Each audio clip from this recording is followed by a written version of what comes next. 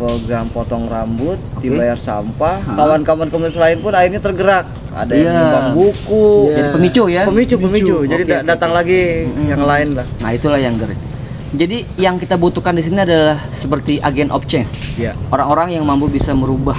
Kita nggak butuh orang-orang yang hanya ngobrol hanya sebagai wacana aja, tapi aksi. Kita salah kalau kita hanya bergerak sendiri aja, do it yourself, kerjakan sendiri. Sekarang udah nggak musim lagi kayak gitu. Sekarang tuh yang kita ciptakan adalah do it together.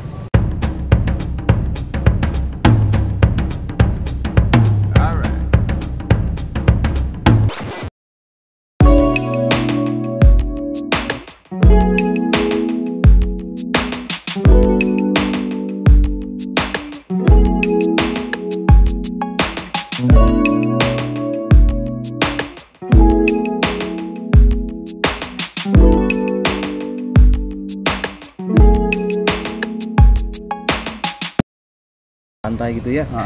Gitu. Oke. Yang belum tahu Dayat nih dia punya barbershop namanya Skonco Barber ya. Skonco Barber itu di Sungai Kuang. Itu tempatnya dia gabung sama ini Pangkalan Receh. Warung kopi Pangkalan Receh. Jadi kalau kawan-kawan mau ke sana, mau sekali ngopi terus bersyukur, boleh ke beliau ini. Nah, itu waktu itu dibayar pakai apa? Itu dibayar 1 kilo sampah 1 orang. 1 kilo sampah 1 orang. Oh. Dari anak-anak sampai orang dewasa. Terus sampahnya kemanain? Saya bakar dulu. Bakar, ya saya gunting bakar. Oh. Pas di tepi tuh. Lumayan banyak juga ya. Jadi artinya edukasi aja ya sebenarnya. Jadi sampah itu sebenarnya punya nilai kan ya. Jadi nggak harus pakai duit terus kan, artinya pakai sampah juga bisa. Bagus juga sebenarnya. Jadi dengan program seperti itu kalau terus berlanjut, orang-orang nggak pasti nggak bakalan buang sampah sembarangan kan. Salah satunya itu tujuannya kali ya. Iya. Cuman sayang juga harusnya tuh sampah itu nanti dipilah tuh dijadiin apa tuh? Bisa diolah harusnya kayak gitu. Ada rencana mau mendatangkan ada opini lah dari kawan-kawan tuh bahwa sampah itu mau dijadikan kayak apa namanya tuh yang paping yang di press tuh ntar jadi kayak balok-balok. Terus ada juga rencana yang dari kawan mahasiswa tuh mau bikin kayak jadi dijadikan kayak meja-mejaan gitu. Iya didaur ulang lah intinya kan. Didaur ulang gitu.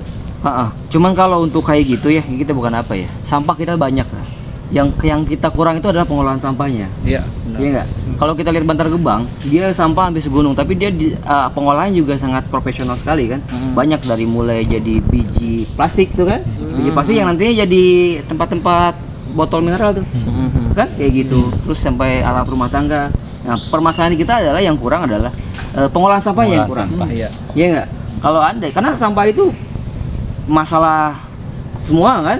Artinya sampah itu nggak hanya dari rumah tangga aja, hampir semua juga kita hampir membawa sampah kan, kayak gitu kan. Jadi artinya di sini yang kurang adalah pengolahan sampahnya. Kalau untuk yang lainnya banyak program-program sampah. Tapi ada ini ya, maksudnya dari beliau ini dengan kemarin kita ke sana ya bulan yang lalu itu, dari program potong rambut, dibayar sampah, kawan-kawan komunitas lain pun akhirnya tergerak. Ada yang nyumbang buku, jadi pemicu ya. Pemicu. Jadi datang lagi yang lain lah. Nah itulah yang ngeri. Jadi yang kita butuhkan di sini adalah seperti agent of change. Orang-orang yang mampu bisa merubah kan kayak gitu. Mindset orang-orang itu perlu dirubah kayak gini kayak tadi ya. Dari pada simpel aja potong rambut tapi kita dibayar dengan sampah itu bisa jadi pemicu gitu. Makanya saya nggak heran kalau misalnya dari satu program itu memicu program lainnya. Kayak tadi kan. Kayak jadi apa? Buku kan? Masih buku. Ya itu dia. Nah, kita butuh orang-orang kayak gitu di sini. Kita nggak butuh orang-orang yang hanya ngobrol hanya sebagai wacana aja, tapi aksi. Tapi boleh nanya Dayat? Apa Dayat nih? Ini kita kan alhamdulillah ada Pokdarwis nih.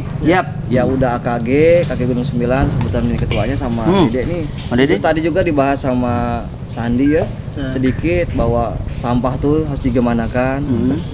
Ada misalnya kita nih ngundang Dayat untuk program misalnya Pokdarwis kalau ada acara ya tentang itulah potong rambut, tapi ada edukasi gimana nih buat semuanya nih. Ini pertanyaan dari saya nih.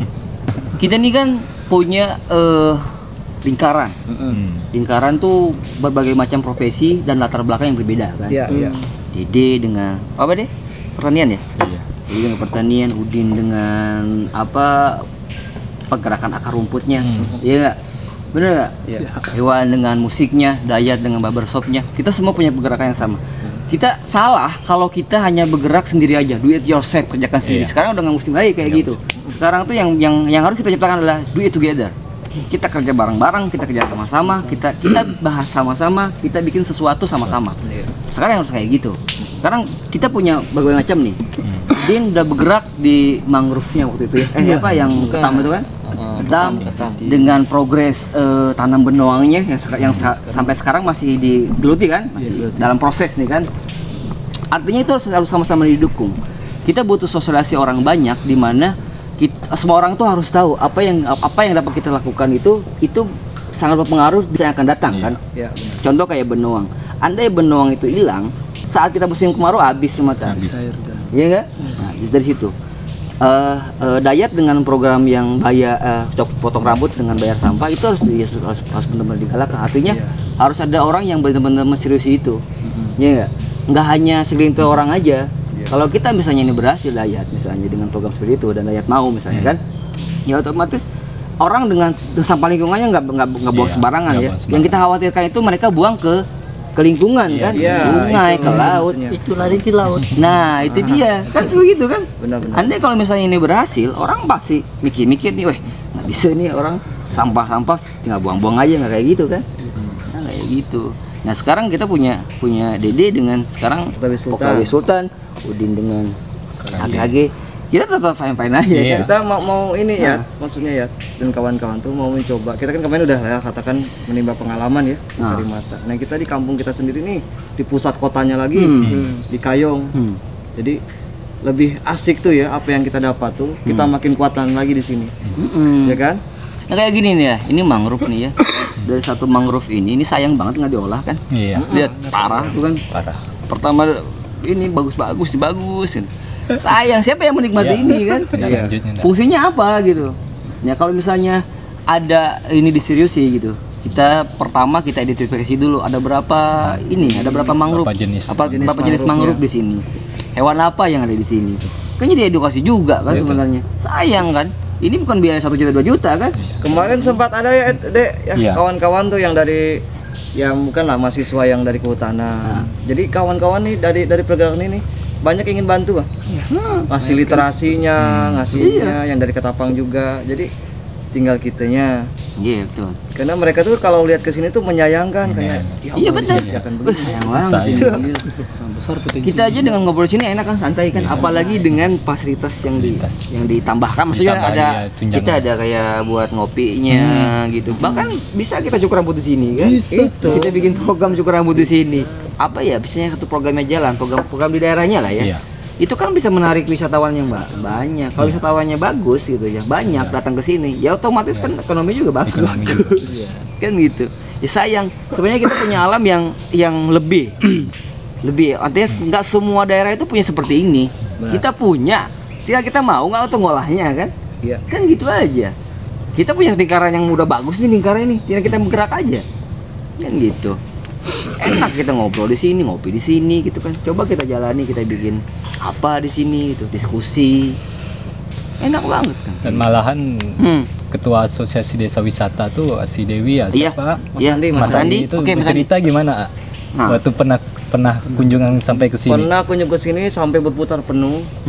Dia tuh melihat ini tuh potensi luar biasa, malah membandingkan sama salah satu daerah yang udah berhasil kata dia mangrove-nya tuh sampai menghasilkan omset per hari 1 juta. Per hari 1 juta. Pokoknya udah apalagi nih maaf ya. Kayunya nih dari jembatannya pun belian, mewah banget. Bangunannya kita menang gitu ya. Terus ininya pun masih terjaga luar biasa. Mungkin sekarang kita ya kalau kawan-kawan tuh bantu, mungkin lebih kepada kreatif kita biar ini menarik gimana. Terus kalau bisa tuh ada aset kesejahteraan. Jadi kawan-kawan yang punya potensi itu bisa membuka usaha itu penting tuh ya. Gitu. Ya kan? Emang bagus banget tuh kalau emang kayak gitu. Kita harus sama lah ya intinya kan, kita nggak bisa bergerak sendiri gitu kan. Ini kayu bukan kayu sembarangan kan, artinya kan. Ini kayu belian nih. Kayu belian itu kayu yang paling kuat mungkin ya. Kualitasnya ya dibilang nomor 1 lah. Nomor 1 kan. Belian tuh. Kalau orang di luar Kalimantan ini paling dicari, ini paling mahal. Untuk belian itu Masih banyak nggak tuh pohon-pohon? Kalau untuk belian, maaf ya saya yang Oke, silakan. Kita nyambung siapa yang kalau untuk belian tangkap. khususnya Kalimantan Barat nih, setahu saya sih udah berkurang. Berkurang. Karena memang kayunya sangat dicari oleh orang. Tidak hanya untuk dipakai sendiri, bahkan sampai dijual keluar kan, di luar Kalimantan juga. Ekspor. Oh ya? Iya. Soalnya dulu saya pernah dapat data bahwa pengeluaran kayu belian dari Kalimantan keluar ke Kalteng tuh. Oh, mereka ekspedisi ke Kalteng. Iya, berapa gitu? puluh kubik tuh sekali jalan tuh mereka bawa beliannya dari Kalimantan. Dan sekarang kan udah begitu banyak pengawasan ya di sana, tidak bisa sewenang-wenangnya lagi masyarakat, udah ada kawasan taman nasionalnya. Berarti belian tuh termasuk pohon yang dilindungi. Sangat dilindungi.